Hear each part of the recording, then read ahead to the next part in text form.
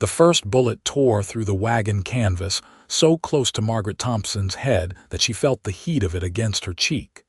And in that single breath before the second shot rang out, she knew her life of hiding was about to end.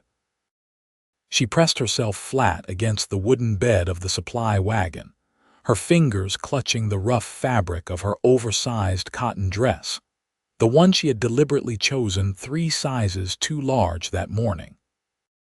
Dust kicked up around the wheels as the driver shouted and urged the horses faster along the rutted trail leading into Wyatt, Montana territory. It was late summer in 1878, and the afternoon sun beat down mercilessly on the high plains, turning everything the color of old parchment. The shooting stopped as quickly as it had started. Margaret raised her head cautiously, her heart hammering against her ribs. Through a tear in the canvas, she could see 3 riders disappearing over a rise, their horses kicking up clouds of red dust.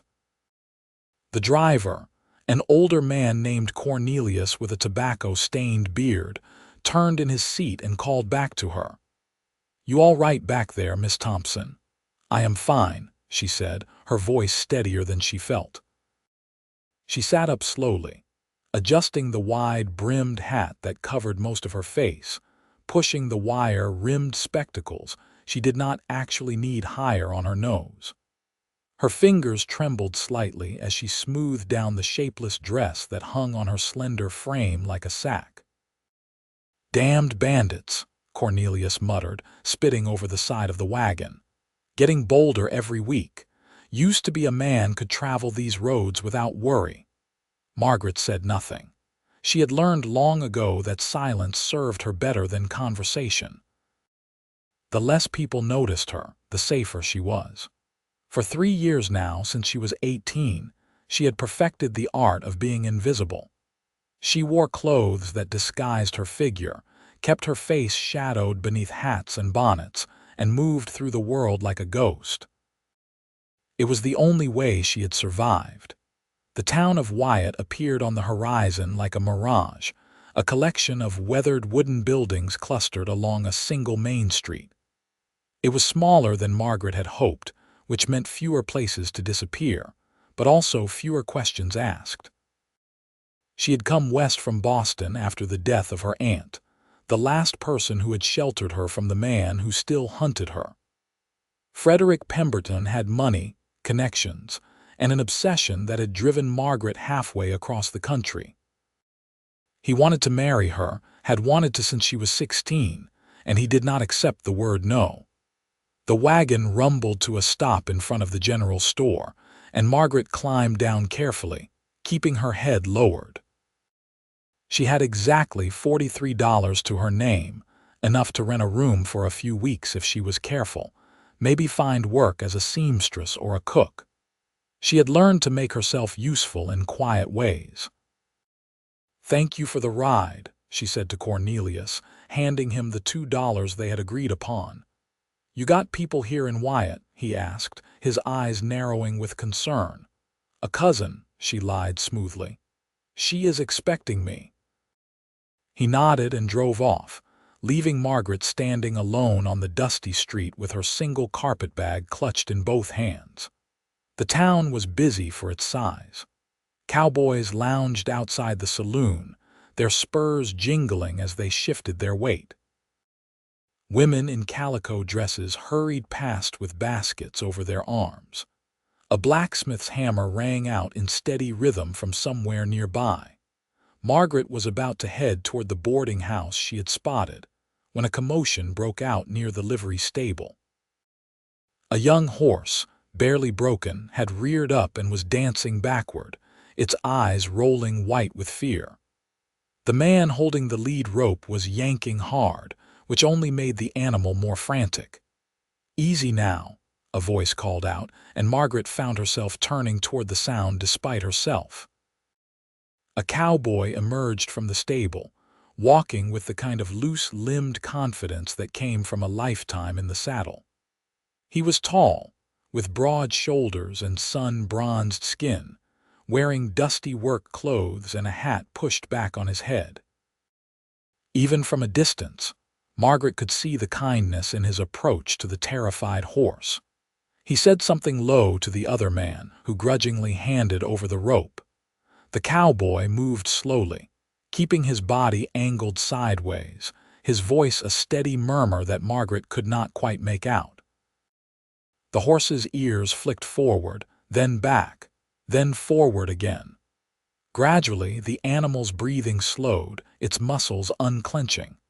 Within minutes, the cowboy was running his hand along the horse's neck, and the creature was leaning into his touch. Margaret realized she had been staring.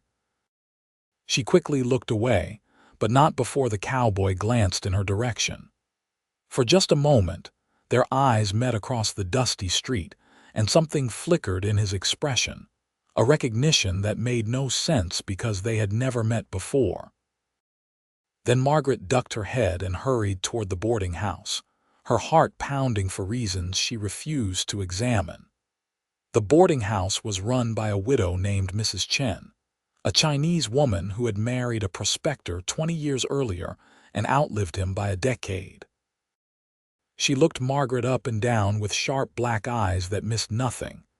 "You running from something or someone?" Mrs. Chen asked bluntly. Margaret considered lying but found she could not. "Someone. Husband." "No, a man who wishes to be." Mrs. Chen nodded as if this made perfect sense. "Room is $3 a week, meals included. You cause trouble, you leave. You need help, you ask. Understand?" "Yes, madam. Do not call me madam, call me May." She handed Margaret a key. "Second floor, end of the hall, dinner at 6. The room was small but clean, with a narrow bed, a washstand, and a window that looked out over the back alley. Margaret set down her carpetbag and sank onto the bed, suddenly exhausted. The journey from Denver had taken 4 days, and she had barely slept, too afraid that Frederick's hired men would find her. She pulled off the wide hat and the unnecessary spectacles, then moved to the small mirror above the washstand. Her reflection stared back at her, familiar but also strange after 3 years of hiding. Dark auburn hair that she kept pulled back in a severe knot. Green eyes that had once sparkled with laughter but now held only wariness. Features that her aunt had called striking, which was the very thing that had attracted Frederick's attention in the first place. Margaret wet a cloth and washed her face, then carefully pinned her hair back up, making sure every strand was controlled and hidden. By the time she was done, she looked plain and unremarkable again, exactly as she intended. Dinner that evening was a quiet affair. 4 other boarders sat at the long table in the dining room. 2 minors who barely spoke, a traveling salesman with wandering eyes, and an elderly schoolteacher named Miss Harriet who had taught in Wyatt for 15 years. Margaret kept her head down and ate quickly, answering questions with as few words as possible. "You will be looking for work, I suppose?" Miss Harriet asked kindly. "Yes, I can sew, cook, clean, whatever is available. The dress shop might need help," the schoolteacher suggested. "Mrs. Norton has been complaining about her arthritis, and the hotel sometimes needs extra hands in the kitchen. Thank you. I will inquire tomorrow." After dinner, Margaret retreated to her room and sat by the window as darkness fell over Wyatt. The town grew louder as the evening progressed. Piano music drifted from the saloon, punctuated by bursts of laughter and the occasional shout. She watched the shadows move across the buildings and tried not to think about the cowboy's eyes on her, the way he had seemed to see through all her carefully constructed defenses in a single glance. She told herself it did not matter. She would find work, save money, and move on in a few months as she always did. Staying in one place too long was dangerous. Frederick was relentless, and his reach was long. But Montana territory felt different somehow, wilder and freer than anywhere she had been before. Maybe here, at the edge of the frontier, she could finally disappear completely. Morning came with the sound of roosters and the smell of bacon frying. Margaret dressed in another shapeless dress, this one a faded gray that washed out her complexion, and made her way downstairs. May was already in the kitchen, moving with efficient grace between the stove and the counter. "You know how to make biscuits?" May asked without preamble. "Yes." "Good. Make 3 dozen. I have my hands full with everything else." Margaret tied on an apron and got to work, grateful for something to occupy her hands. She had just pulled the first batch from the oven when she heard boot steps on the front porch and then a knock at the door. "Get that, will you?" May called. "Probably Marshal Jenson. He comes by for coffee most mornings." But when Margaret opened the door, it was not the marshal standing there. It was the cowboy from yesterday, the one who had gentled the frightened horse. Up close, she could see that his eyes were a startling shade of blue, like the Montana sky, and that there was a scar along his jawline, faded white against his tan. "Morning," he said, touching the brim of his hat. "I am looking for May Chen. Is she available?" "I will fetch her," Margaret managed, but before she could move, May appeared behind her, wiping her hands on her apron. "Marcus Jenson," May said with genuine warmth. Come in, come in. I have fresh coffee." So this was the marshal. Margaret stepped aside quickly, trying to make herself small as he entered. But as he passed, he looked at her again with that same intent focus, and she felt her cheeks heat. "Thank you," he said quietly, and there was something in his voice that made her think he was thanking her for more than just opening the door. She fled back to the kitchen and the safety of her biscuits, but she could hear them talking in the dining room, their voices carrying through the doorway. "Who is your new boarder?" Marcus asked. "Margaret Thompson. Arrived yesterday. She is running from something. Trouble, the kind that comes with being a young woman alone. I have seen it before." There was a long pause, then Marcus said, "If she needs help, you will let me know." "I will. But I think this one has been taking care of herself for a while now. She has that look." Margaret's hand stilled on the dough she was kneading. She had not expected kindness from strangers, had not allowed herself to hope for it. In her experience, people either wanted something from her or wanted nothing to do with her. But May's matter-of-fact protection and the marshal's quiet offer of help stirred something in her chest, something that felt dangerously like hope. She finished the biscuits and spent the rest of the morning cleaning up the kitchen and helping May prepare the noon meal.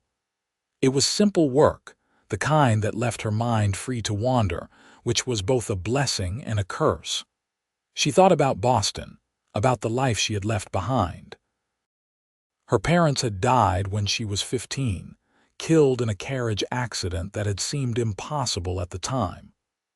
One day she'd had a family, and the next, she'd had nothing except a distant aunt and the unwanted attention of Frederick Pemberton, her father's business associate. Frederick was 30 years her senior, wealthy, powerful, and utterly convinced that Margaret belonged to him. When her aunt had refused his offers of marriage on Margaret's behalf, he had begun a campaign of intimidation that had lasted for 3 years.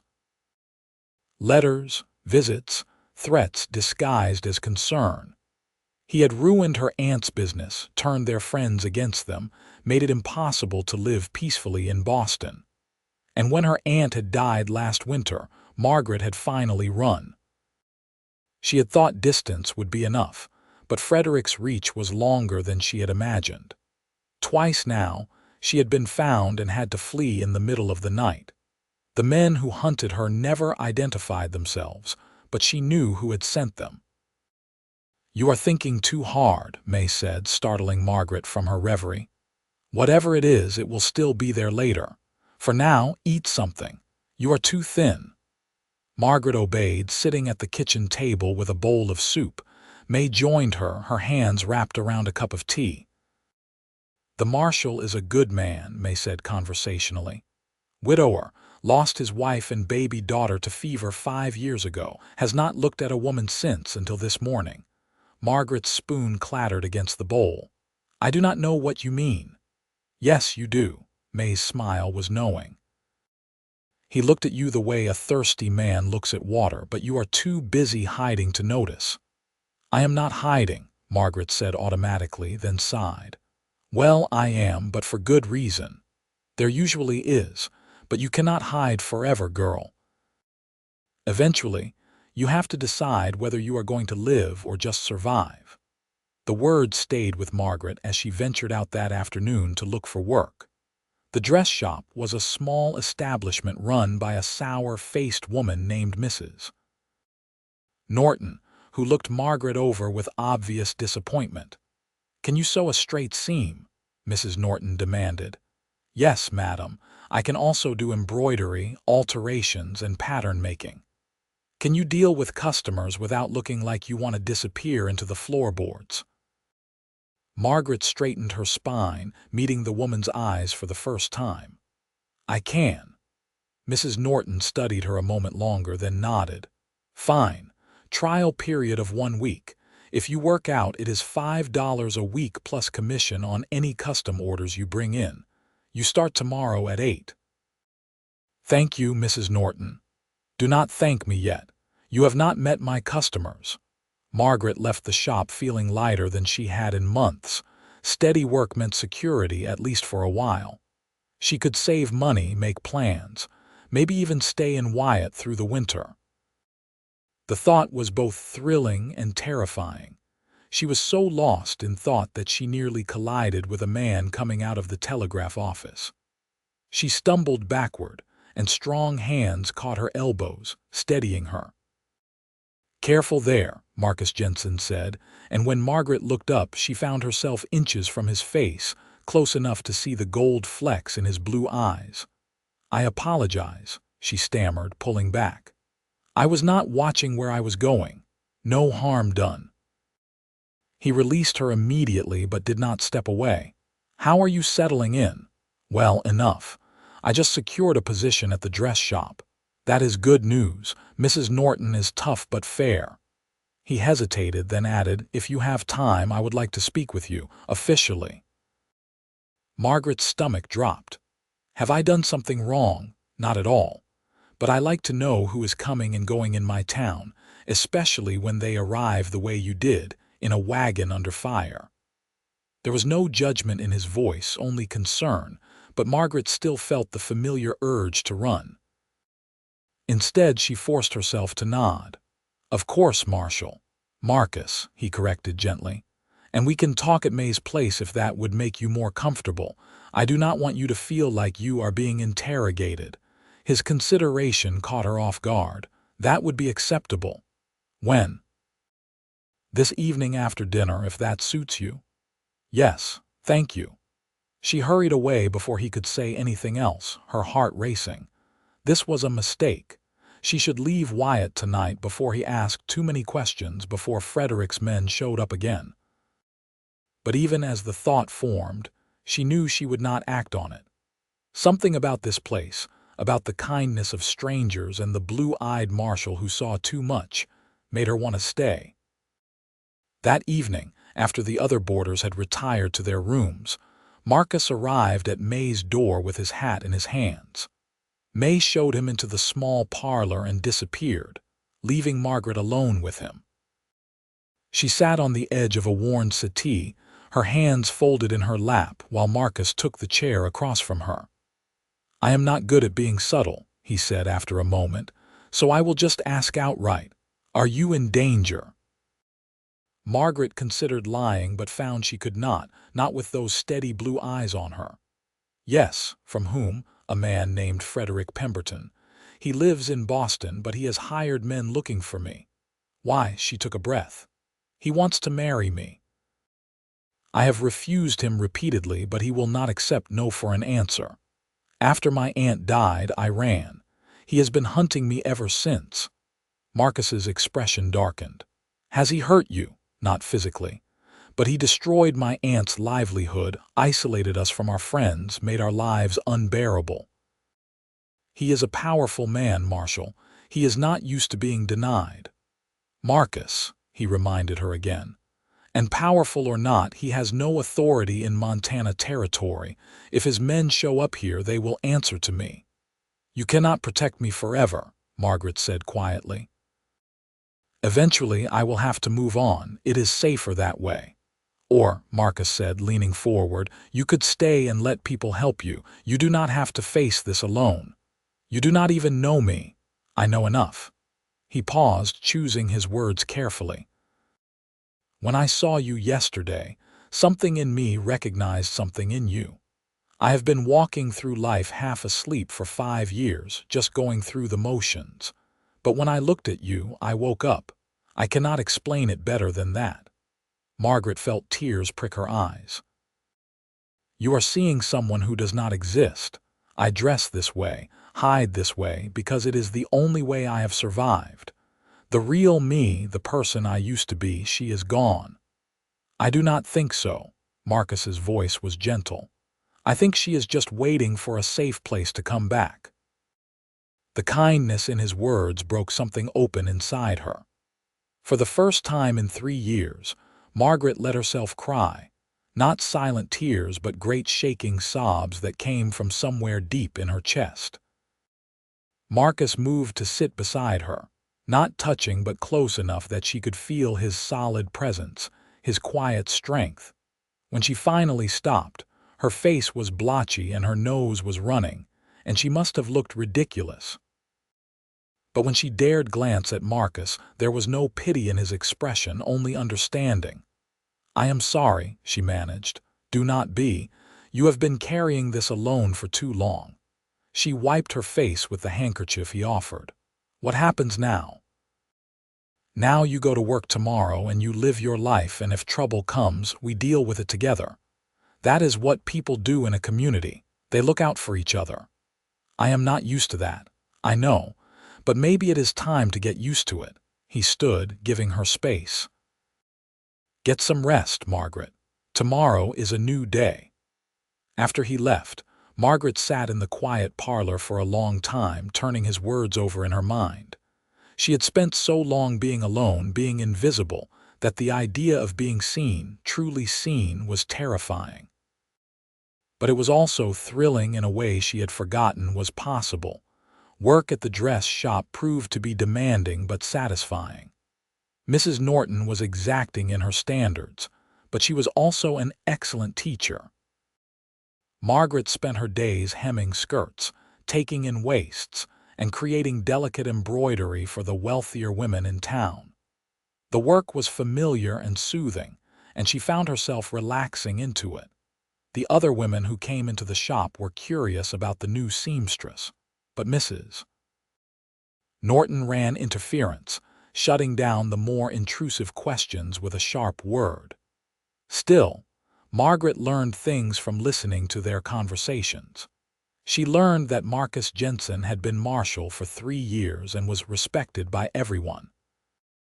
She learned that he lived in a small house on the edge of town, and that women had been trying to catch his interest for years without success. She learned that he was 31, honest to a fault, and would give the shirt off his back to anyone who needed it. She told herself she was not interested in such gossip, but she absorbed every word. Marcus, for his part, made no secret of his interest in her. He found excuses to walk past the dress shop, to stop by May's boarding house at odd hours, to be wherever Margaret happened to be. He never pushed, never demanded her attention, but his presence was a constant, steady thing that she found herself looking forward to despite her best intentions. 2 weeks after her arrival in Wyatt, he invited her to Sunday dinner at his house. Margaret's first instinct was to refuse, but May practically pushed her out the door. Go, May insisted. Eat his food, talk to him, stop hiding. You are safe here. So Margaret went, wearing one of her shapeless dresses and her wide hat, armor that felt increasingly unnecessary, but that she could not quite bring herself to abandon. Marcus's house was small but well kept, with a front porch that looked out over the mountains. Inside, everything was neat and sparse. the home of a man who lived alone and had few needs. But there were touches that spoke of the life he had lost. A child's drawing pinned to the wall, a woman's shawl draped over a chair, as if he could not quite bring himself to put these things away. "I am not much of a cook," Marcus admitted, "but I can manage a decent roast. It smells wonderful." They ate at his small table, the conversation flowing more easily than Margaret had expected. Marcus asked about her work at the dress shop, about her life before Boston, about the books she liked to read. He was a good listener, the kind of person who paid attention not just to words but to the silences between them. "Tell me about your family," Margaret said eventually, gesturing to the drawing on the wall. Marcus's expression grew somber. "That was drawn by my daughter, Emma. She was 4 when the fever took her. My wife, Sarah, died 2 days later. I spent a long time angry at the world after that, angry at God, angry at myself for not being able to save them. I am so sorry. It was 5 years ago. The anger has faded, but the missing has not. I think maybe it never will." He looked at her directly. "But I have learned that you can carry grief and still make room for joy. They do not cancel each other out. Is that what you are doing? Making room for joy?" "I am trying. You make me want to try." The honesty in his words took her breath away. "I do not know if I remember how to be happy, Marcus. I have spent so long just trying to survive. Then maybe we can figure it out together." He reached across the table, his hand palm up in invitation. "I am not asking for promises or forever. I am just asking if you will let me know you, the real you, not the one hiding under ugly dresses and hats." Margaret stared at his hand, calloused and strong, offering something she had not even known she wanted. Slowly, hesitantly, she placed her hand in his. His fingers closed around hers, warm and gentle, and something inside her began to unfurl, like a flower that had been closed too long against the frost. "I will try," she whispered. "That is all I ask." The weeks that followed were a revelation. Margaret did not abandon her careful wardrobe all at once, but gradually she began to relax. She wore smaller hats, let her hair show a bit more, stood a little straighter. And with each small change she felt a little more like herself, like the girl she had been before fear had taught her to hide. Marcus courted her the old-fashioned way, with Sunday dinners and evening walks and small gifts that showed he was paying attention. He brought her a book of poetry he had ordered from Denver, a set of embroidery threads in colors that matched her eyes, a hair ribbon that he claimed reminded him of autumn leaves. He never tried to kiss her, never pushed for more than she was willing to give, but his intentions were clear to anyone with eyes. The town noticed, of course. In a place as small as Wyatt, nothing stayed secret for long. But the attention was mostly kind, people nodding their approval of the marshal's choice, Mrs. Norton giving Margaret a rare smile and an afternoon off when Marcus invited her on a picnic. It was on that picnic, sitting beside a creek with the mountains rising in the distance, that Marcus finally brought up the question Margaret had been dreading. "What will you do if Pemberton's men find you?" he asked. She had known this conversation was coming, but it still made her stomach clench. "Run, probably. It is what I have always done." "And if you did not run, if you stayed and fought?" "How? He has money, lawyers, connections. I am nobody." "You are somebody," Marcus said fiercely. "You are Margaret Thompson, and you are brave and strong, and you deserve a life that is not dictated by fear." He took her hand. "But more than that, you are not alone anymore. If his men come, they will have to go through me, through all of us. I cannot ask you to fight my battles." "You are not asking, I am offering."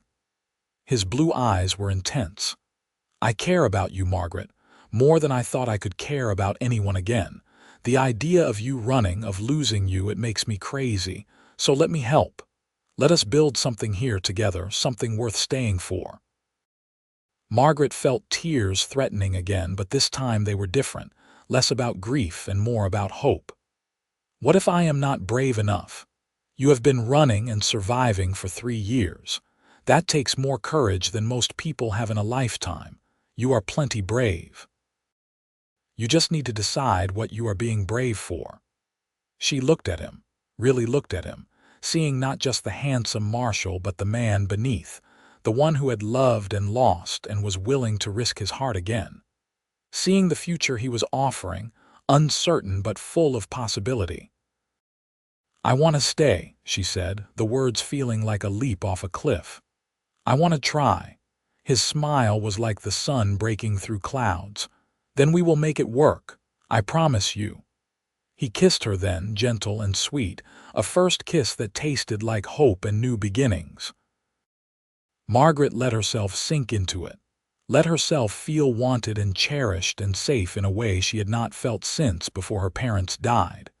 When they finally pulled apart, both breathless, Marcus rested his forehead against hers. I am going to do everything in my power to make sure you never have to run again. I believe you, she whispered, and realized with a start that she meant it. But belief and reality were different things, and reality came crashing down 3 weeks later on a Tuesday morning in late September. Margaret was working in the back room of the dress shop, finishing an intricate beading pattern on a wedding dress, when Mrs. Norton appeared in the doorway, her face unusually pale. There are 2 men outside asking about you, she said quietly. Strangers. They have that look about them. Margaret's hand stilled on the fabric. What did you tell them? That I have never heard of anyone named Margaret Thompson, but they are not buying it. They are going door to door. I need to find Marcus. He rode out this morning to check on the Miller ranch. Will not be back until evening. Mrs. Norton's voice was steady despite the worry in her eyes. But you are not facing this alone. Half the town knows by now that the marshal is courting you. That makes you one of us, so we are going to handle this together. Before Margaret could respond, the shop door opened and May walked in, followed by the blacksmith, the saloon owner, and Miss Harriet, the schoolteacher. Within minutes, a dozen townspeople had gathered, all wearing expressions of determined solidarity. This is not your fight, Margaret protested. Like hell it is not, the blacksmith, a burly man named Tom, growled.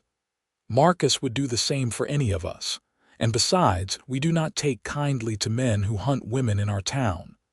The plan they hatched was simple but effective. When the 2 strangers finally made their way to the dress shop, they found it full of customers, all of whom looked at them with cold suspicion. Margaret was hidden in the back room, but she could hear every word through the thin wall. We are looking for a woman, one of the men said. Margaret Thompson, auburn hair, green eyes, about 21 years old. Never heard of her, Mrs. Norton said flatly. We have reason to believe she is in Wyatt. Your reasons are wrong. Now, unless you are here to buy something, I suggest you move along. We are prepared to pay for information. Your money is no good here. This was Tom's voice, hard as iron. And you are wearing out your welcome real fast. There was a tense silence, then the sound of boots retreating. Margaret sagged against the wall, her heart pounding. Through the window, she watched the 2 men mount their horses and ride slowly down the main street, their eyes scanning every face, every building. They did not leave town. For 3 days they haunted Wyatt like wolves circling a flock, asking questions, watching the comings and goings, clearly waiting for Margaret to make a mistake. And for 3 days, the town closed ranks around her. Shop owners denied knowing her. Residents misdirected and confused the strangers at every turn. May even went so far as to claim that her boarder was an elderly widow from San Francisco. Marcus returned on the 2nd day to find his town in a state of barely concealed hostility toward the strangers. When he learned what had happened, his expression went hard in a way Margaret had never seen. "Where is she?" he demanded of May. "Upstairs. I have been keeping her inside." He took the stairs 2 at a time and found Margaret sitting by the window, watching the street. She turned when he entered, and he saw the fear in her eyes, the resignation. "I should leave," she said before he could speak. "Before this gets worse." "No," the word was flat, absolute. "We are ending this, now. Marcus, you do not understand. Frederick will not stop. He will send more men, make more trouble. I cannot ask this town to keep protecting me." "You are not asking. We are choosing." He knelt in front of her, taking her hands. "And I am going to give those men a message to take back to Pemberton, one that makes our position very clear." "What message?" "That you are under the protection of the law in Montana Territory, and any further harassment will be met with prosecution for stalking and intimidation. And that if he wants to pursue marriage, he is going to have to do it the legal way with your consent, which you have made abundantly clear he does not have. He will not listen to reason. Then I will make him listen." Marcus's jaw was set. "I have been making some inquiries of my own the past few weeks. Sent some telegrams to colleagues back east. Turns out Mr. Pemberton is not quite as upstanding as he pretends. There are rumors of financial improprieties, questions about how he acquired some of his business interests. If he pushes this, I am prepared to push back, and I do not think he will like what gets uncovered." Margaret stared at him. "You have been investigating him since the night you told me about him." "I am a marshal, Margaret. It is what I do. And no one threatens someone I care about without consequences." "Care about," she repeated softly. "Love," he corrected, his voice gentle now. "I love you. I have loved you since I saw you standing in the street that first day, hiding your light like it was something to be ashamed of. And I am not going to let some entitled rich man from Boston take you away from me. Not without a fight." The declaration hung in the air between them, momentous and terrifying and wonderful. Margaret felt something crack open inside her, all the walls she had built crumbling under the weight of his words. "I love you too," she whispered. "I did not want to. I tried not to, but I do." He kissed her then, fierce and claiming, and she kissed him back with all the pent-up longing and fear and hope she had been carrying. When they finally broke apart, both breathing hard, Marcus rested his hand against her cheek. "So we are agreed. You stay, we fight this together, and we build a life here." "Yes. God help me, yes." "Then let me handle those men. Trust me." "I trust you." Marcus went downstairs and found the 2 strangers in the saloon drinking whiskey and looking frustrated. He walked up to their table with all the authority of his badge and his 6 years of experience keeping the peace in rough territory. "Gentlemen," he said, his voice carrying through the suddenly quiet room, "I understand you are looking for someone." The taller of the 2 men, a weaselly character with a thin mustache, nodded. "Margaret Thompson. We have reason to believe she is in Wyatt." "And what business do you have with Miss Thompson?" "We are employed by Mr. Frederick Pemberton of Boston. He is concerned for her welfare." "Is he now?" Marcus pulled out a chair and sat down, his hand resting casually on the gun at his hip. "Because from where I sit, sending hired men to hunt down a woman who has made it clear she wants nothing to do with him seems less like concern and more like harassment. Mr. Pemberton only wants to help her. She has been alone since her aunt died, without protection or resources. Miss Thompson seems to be managing just fine. She has work, lodging, and friends who look out for her. She does not need Mr. Pemberton's help or his protection." Marcus leaned forward. "Here is what is going to happen. You are going to ride out of Wyatt tomorrow morning, and you are going to tell your employer that Margaret Thompson is under the protection of the law in Montana Territory. If he wants to contact her, he can do so through the proper legal channels, and she is free to ignore him, which I suspect she will. Any further attempts to track her down, intimidate her, or force her into contact will be treated as stalking and will be prosecuted to the fullest extent of the law. Mr. Pemberton is a powerful man, the second stranger said. I am sure he is, back in Boston, but this is Montana and I am the law here. His money and his connections mean nothing to me. All that matters is that a woman has the right to choose her own life, and Margaret Thompson has chosen.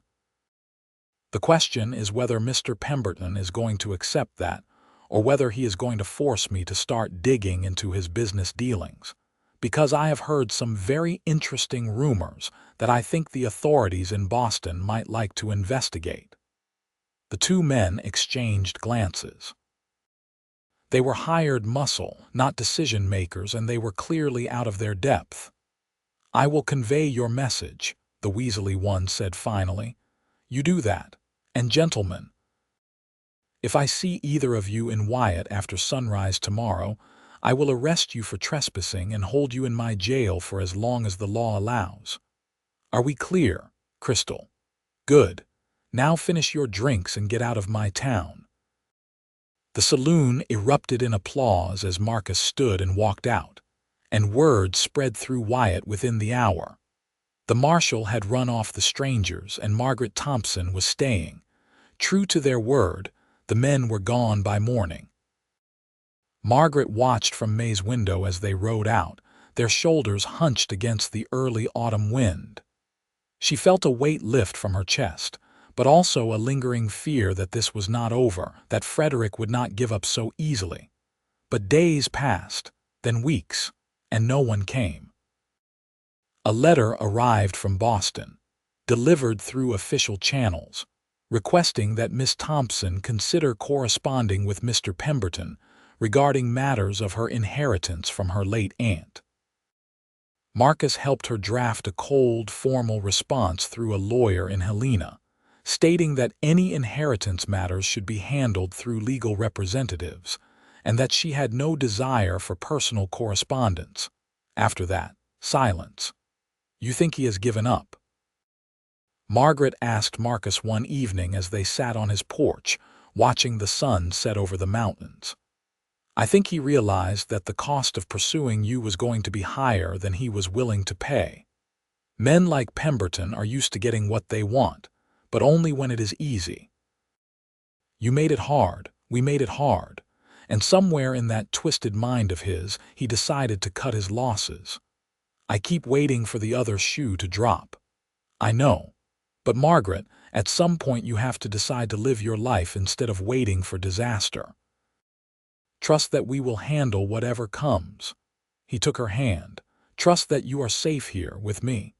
She leaned her head against his shoulder, feeling the solid warmth of him, the steady beat of his heart. I am trying.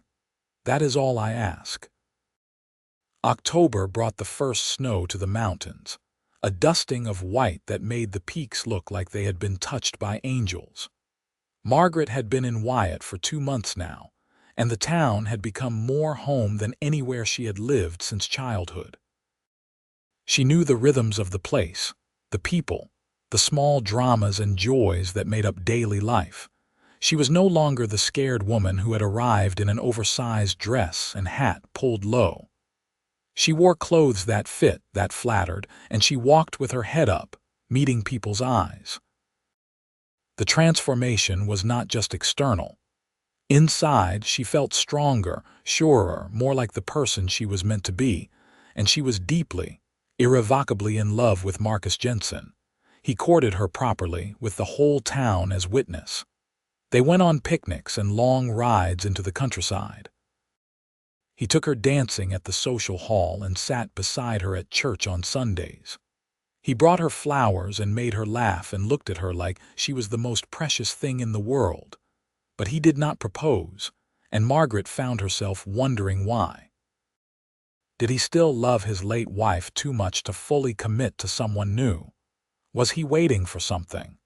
Or was she reading too much into his hesitation? The answer came on a crisp November evening. Marcus invited her to dinner at his house.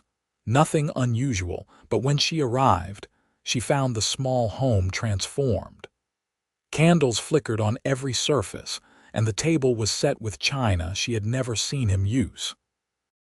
He wore his Sunday best, his hair neatly combed, and there was a nervousness about him that was endearing. "What is all this?" she asked, delighted. "This is me trying to be romantic," he admitted. "I am not sure I am doing it right. You are doing perfectly." They ate slowly, savoring the meal and each other's company. But Margaret could sense Marcus building up to something, the way he kept glancing at her and then looking away, the way his hands fidgeted with his napkin. Finally, after the meal was cleared and they were sitting in the parlor with coffee, he set down his cup and turned to face her. "I need to tell you something," he said. "About Sarah." Margaret felt her stomach tighten, but she nodded. "All right. I loved her. She was my whole world, her and Emma. When they died, I thought my life was over. For a long time, I just went through the motions, not really living, just existing." He paused, his eyes distant with memory. "But then you came to Wyatt and everything changed. You woke me up, made me feel things I thought I would never feel again. And that terrified me because loving someone means risking losing them, and I did not know if I could survive that kind of loss twice. Marcus, let me finish." He took her hand. "I have spent the past few months falling in love with you, and every day I love you more. But I needed to make peace with my past before I could offer you a future. I needed to know that I was not trying to replace Sarah or Emma, that what I feel for you is real and separate and whole." "And have you," Margaret asked softly, "made peace?" "Yes, because I realized that love does not have a limited capacity. Loving you does not mean loving them less. It means my heart is bigger than I thought." He slid off the settee and onto one knee, pulling a simple gold band from his pocket. "Margaret Thompson, will you marry me? Will you build a life with me here in Wyatt, raise a family with me, grow old with me? Will you let me spend the rest of my days proving that you are safe and loved and cherished?"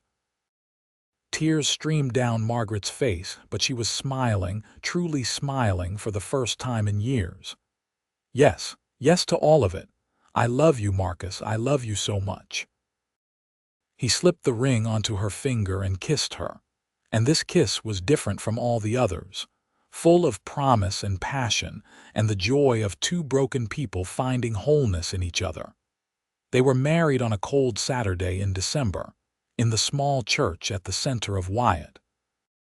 The whole town turned out, filling the pews and spilling into the aisles.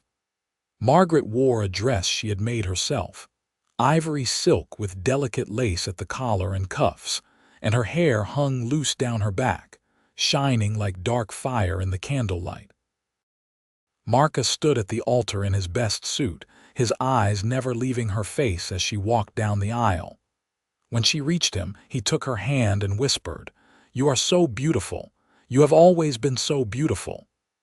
"You saw me when I did not want to be seen," she whispered back. "You never looked away."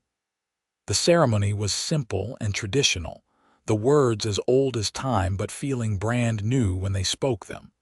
When the minister pronounced them husband and wife, Marcus kissed her with such tenderness that several women in the congregation dabbed at their eyes.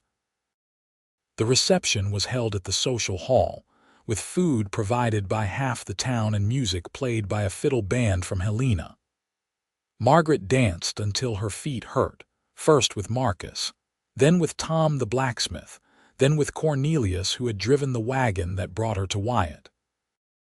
She felt lighter than air, untethered from all the fear and hiding that had weighed her down for so long. Late in the evening, as the celebration was winding down, May pulled her aside. "You look happy," the older woman said. "I am. Happier than I ever thought I could be." "Good. You deserve it." May's smile was warm. "I knew from the moment I saw you both that you were meant for each other. Some people are just made to fit together. Thank you, May, for everything. For taking me in, for protecting me, for being my friend when I needed one most. That is what family does. And you are family now to all of us." Margaret hugged her, overwhelmed with gratitude for this woman and this town and this new life she had been given. Marcus and Margaret spent their wedding night in his small house, which was now their house, and for the first time in years, Margaret felt no fear.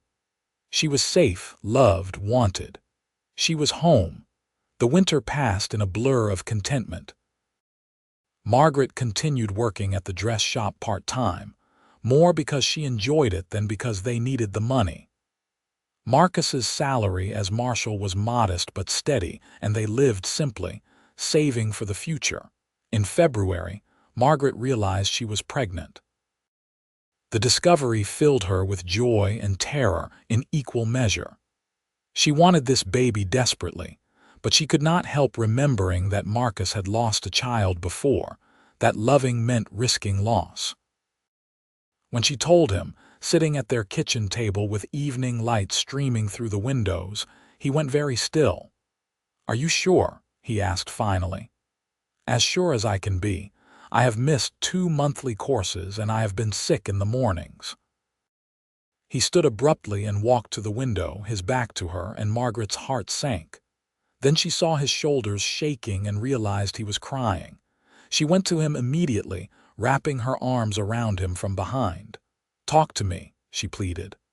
"I am scared," he admitted, his voice rough. "I am so scared of losing you, of losing another child. I do not know if I am strong enough. You are the strongest man I know, and you are not going to lose me. I am young and healthy, and May has delivered dozens of babies. We are going to be fine." He turned and pulled her into his arms, holding her so tightly she could barely breathe. "I love you so much, you and this baby.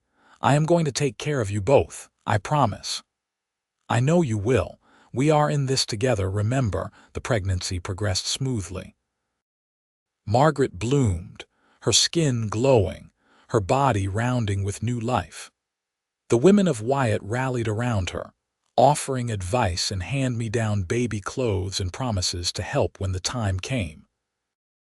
Marcus was attentive to the point of being comical, insisting that Margaret rest constantly, forbidding her from lifting anything heavier than a teacup, checking on her a dozen times a day. She endured his fussing with good humor, touched by the depth of his concern even when it drove her slightly mad. In late September, as the aspens turned gold on the mountainsides, Margaret went into labor. It was long and difficult, lasting through the night and into the next day. Marcus paced outside the bedroom door, forbidden entry by May, who insisted that men were useless in the birthing room and would only get in the way. Finally, as the sun was setting on the second day, the cry of a newborn filled the house. Marcus burst through the door to find Margaret propped up in bed, exhausted but radiant, holding a tiny bundle wrapped in a blanket. "A boy," May announced proudly. "Strong and healthy." Marcus approached slowly, as if afraid he might break something. When he looked down at his son, his face crumpled with emotion. "He is perfect. You are perfect."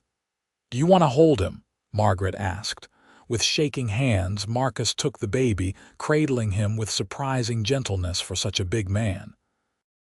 The infant squirmed and made small mewling sounds, and Marcus laughed through his tears. "Hello, little one. I am your father. I am going to keep you safe, I promise. You and your mother both." They named him Samuel, after Marcus's father, and from the moment he entered the world, he wrapped them both around his tiny finger. He had Margaret's green eyes and Marcus's strong chin, and he was adored by everyone in Wyatt. The years that followed were full and rich. Margaret gave birth to a daughter 2 years later, a blonde-haired beauty they named Anna, and then another son 3 years after that, a dark-haired imp they called William. The small house became crowded with love and laughter and the beautiful chaos of family life. Marcus proved to be a devoted father, patient and playful, teaching his children to ride and rope and respect the land. Margaret watched him with their children and felt her heart swell with gratitude for this life they had built together. The dress shop thrived under Mrs. Norton's guidance, and Margaret eventually bought into the business as a partner. She worked part-time, creating beautiful dresses for the women of Wyatt and the surrounding ranches, her reputation for fine needlework spreading throughout Montana Territory. Frederick Pemberton never contacted her again. Through the lawyer in Helena, she learned that he had married a much younger woman from a wealthy New York family shortly after Margaret's own marriage. The news brought a sense of closure, a final severing of the ties to her old life. The town of Wyatt grew and prospered. The railroad came through in 1885, bringing new settlers and new opportunities. Marcus was re-elected marshal year after year, his steady hand and fair judgment making him a pillar of the community. On their 10th wedding anniversary, Marcus took Margaret back to the creek where he had first told her he loved her. The children were with May for the afternoon, giving them a rare moment of solitude. They sat on the bank, watching the water flow past, their hands intertwined. "Do you ever miss Boston?" Marcus asked. "The life you left behind," Margaret considered the question seriously. "I miss my parents sometimes and my aunt. I miss who I was before I learned to be afraid. But this life, the one we have built together, it is more than I ever dreamed of having. I am happier than I knew was possible. Even with 3 rowdy children and a husband who tracks mud through the house," she laughed. "Especially with that. I think about the day you arrived in Wyatt sometimes, how close you came to leaving to running again. What would have happened if you had? But I did not, because you saw me, really saw me, when I was trying so hard to be invisible. You gave me a reason to stay, to fight, to believe that I deserved happiness. You always deserved happiness, Margaret. I just helped you remember that." He reached into his pocket and pulled out a small wrapped package. "I have something for you." Inside was a silver locket on a delicate chain. Margaret opened it to find 2 tiny photographs, one of her parents and one of her aunt. "How did you?" she began, her eyes filling with tears. "I wrote to some people in Boston, tracked down an old neighbor of your aunt's. They sent these. I thought you might like to have them close." She threw her arms around him, overwhelmed by his thoughtfulness. "I love you. I love you so much. I love you too, for the rest of my life and beyond." They stayed by the creek until the sun began to set, talking about their children and their dreams and all the years still ahead of them. When they finally headed home, walking hand in hand through the gathering dusk, Margaret felt a deep sense of peace. She had spent so long hiding, so long afraid, that she had forgotten what it felt like to be fully alive. But Marcus had reminded her. He had seen the beauty she tried to hide and had never looked away, had loved her through her fear and her transformation, had given her a home and a family and a future. As they walked through the front door to the sound of their children's laughter, Margaret knew that she had finally found what she had been searching for all along. A place where she belonged, exactly as she was. The woman who had hidden her beauty had learned to shine again. And the cowboy who saw it first had kept his promise. He never looked away. The years continued to unfold with their mix of joy and sorrow, triumph and challenge. Samuel grew into a serious boy who loved books and numbers, dreaming of becoming a lawyer. Anna was wild and fearless, more comfortable on horseback than in a dress, much to her mother's amused exasperation. William was the charmer, able to talk his way out of trouble with a smile that reminded everyone of his father. Marcus's hair began to silver at the temples, and Margaret found laugh lines forming around her eyes. They wore their age gracefully, each passing year deepening the bond between them rather than weakening it. In 1895, when Samuel was 16 and preparing to leave for university in Helena, Margaret and Marcus stood on their porch watching the sunset, much as they had done countless times before. "Our babies are growing up," Margaret said softly. "They are not babies anymore. Samuel is nearly a man and Anna is not far behind. It happened so fast. I swear it was just yesterday that I arrived in Wyatt, scared and alone. 17 years ago, the best day of my life, even though I did not know it at the time." Margaret leaned into him, comfortable and content. "Mine too. Everything that came after all of this, it is because I was brave enough to stay. Because you were brave enough to love me. Bravery had nothing to do with it. Loving you was the easiest thing I have ever done." They stood in comfortable silence, watching as the sky turned from gold to pink to deep purple. Inside, they could hear their children arguing over something trivial, their voices rising and falling in familiar patterns. "Do you ever wonder what would have happened if Frederick's men had found me that day?" Margaret asked. "If the town had not protected me, I try not to think about it. The idea of losing you before we even had a chance." He shook his head. "But they did not find you. The town did protect you. And we have had 17 years of happiness because of it." 18, she corrected with a smile. "Our anniversary is next month. 18 years of putting up with me. You deserve a medal. I will settle for another 18 years, and another 18 after that. Deal." Time moved forward as it always does, indifferent to human wishes. Samuel went to university and fell in love with a girl from Butt, a schoolteacher with a quick mind and a kind heart. They married in Wyatt, in the same church where Margaret and Marcus had spoken their vows, and the cycle continued. Anna shocked everyone by announcing at 19 that she was going to travel to California and study veterinary medicine.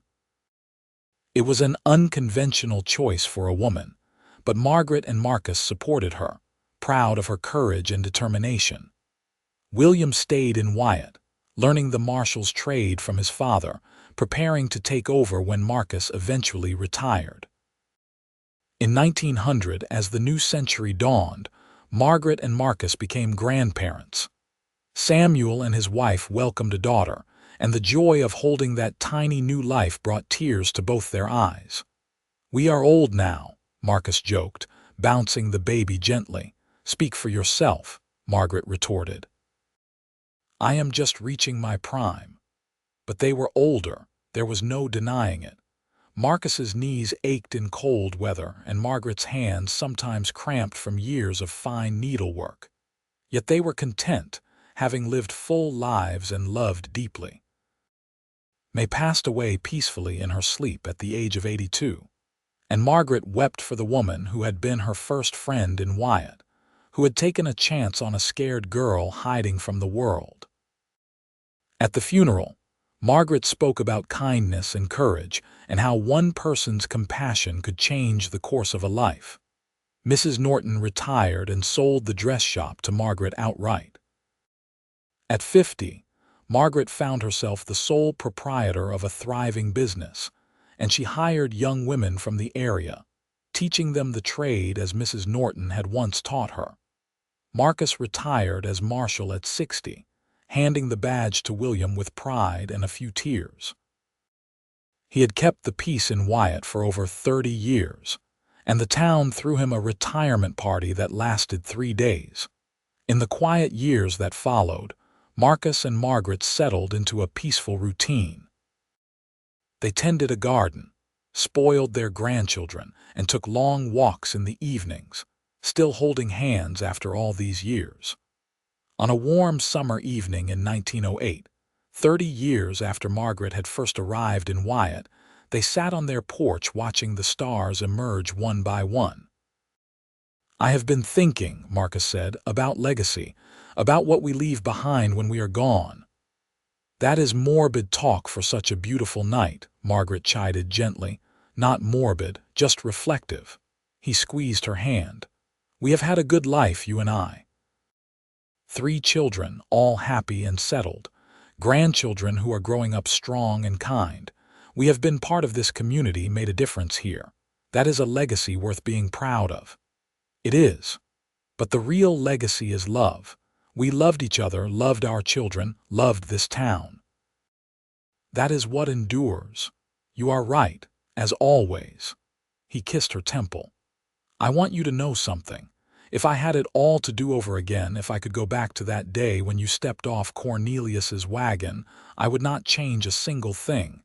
Every moment with you has been a gift. Even when I burned dinner, especially then, your cooking has kept me humble.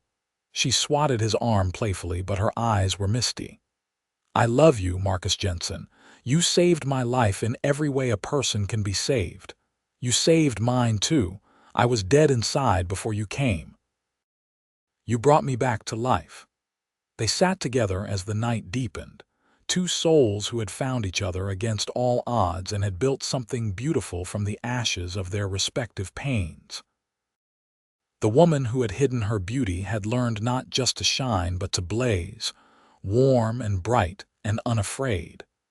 And the cowboy who saw it first had kept his promise through 3 decades of life, never looking away, never wavering in his devotion. In the house behind them, their grown children and grandchildren slept, the future already unfolding in their dreams. In the town around them, people lived and loved and struggled, creating their own stories against the backdrop of the American West. But on that porch in that moment, there was only Margaret and Marcus, their love proven and tested by time, as constant as the mountains and as enduring as the stars. Years later, when they were both gone and their grandchildren were telling stories to their own children, they would speak of the love between Margaret Thompson and Marcus Jenson as something legendary. They would tell how she had arrived in Wyatt scared and hiding, and how he had seen through all her disguises to the beautiful soul beneath. They would tell how the town had protected her, how love had saved them both, how they had built a life together that became the foundation for generations to come.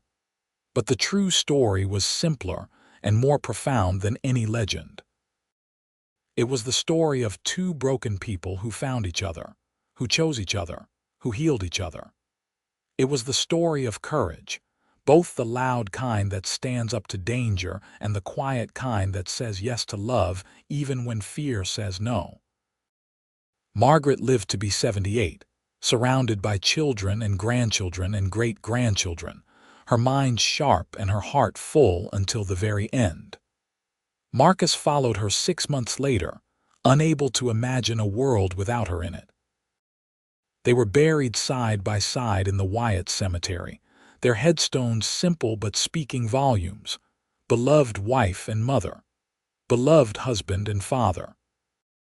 But their real monument was the town they had helped build, the family they had raised, the love they had shared so generously that it rippled out in ever-widening circles, touching lives they would never know. On quiet summer evenings, when the light slants golden across the Montana plains and the mountains stand purple against the sky, there are those who claim to see 2 figures walking hand in hand along the old trails outside Wyatt. Whether it is memory or ghost or simply the persistence of great love, no one can say. What matters is that they found each other, that the woman who hid her beauty learned to shine, that the cowboy who saw it first never looked away, and that from their love came light enough to illuminate generations. In the end, that is all any of us can hope for. To love and be loved, to be seen and to see, to make our small corner of the world a little brighter for having been in it. Margaret and Marcus did that and more. Their story, begun in fear and flight, ended in triumph and transcendence.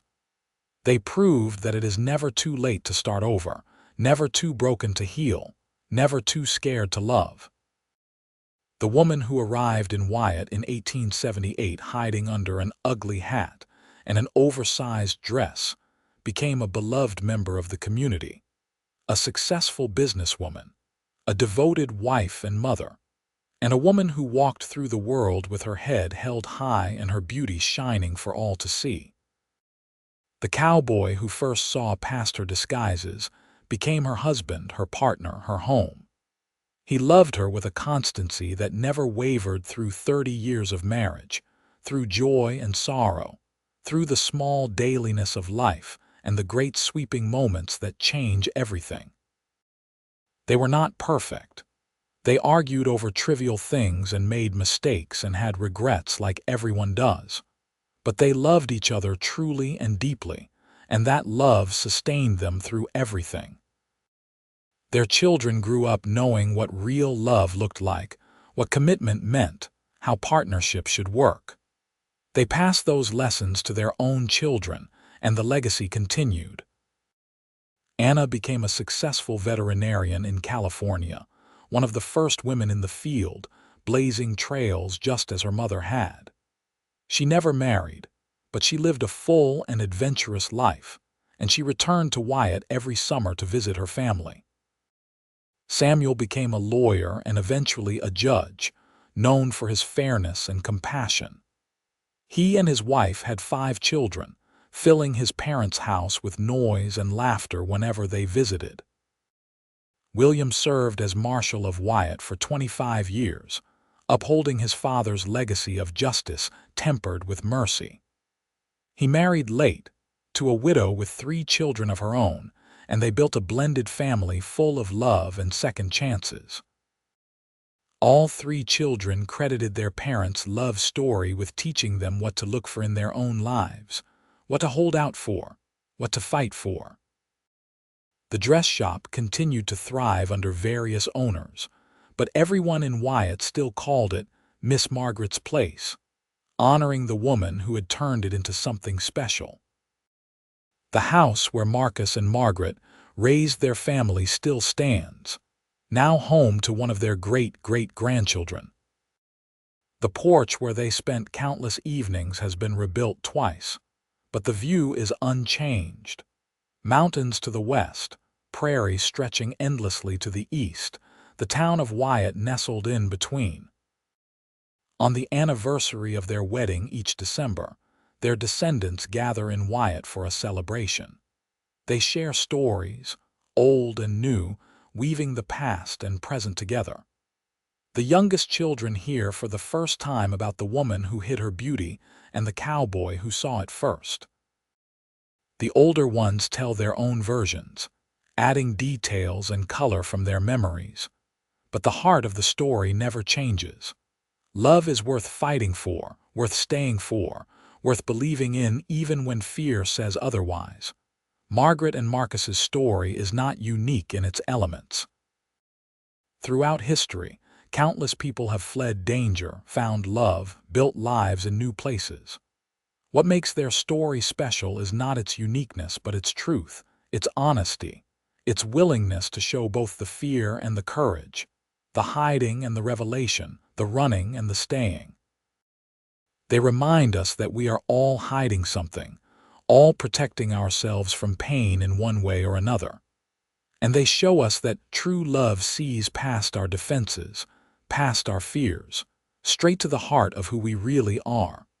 Margaret hid her beauty because she thought it made her vulnerable.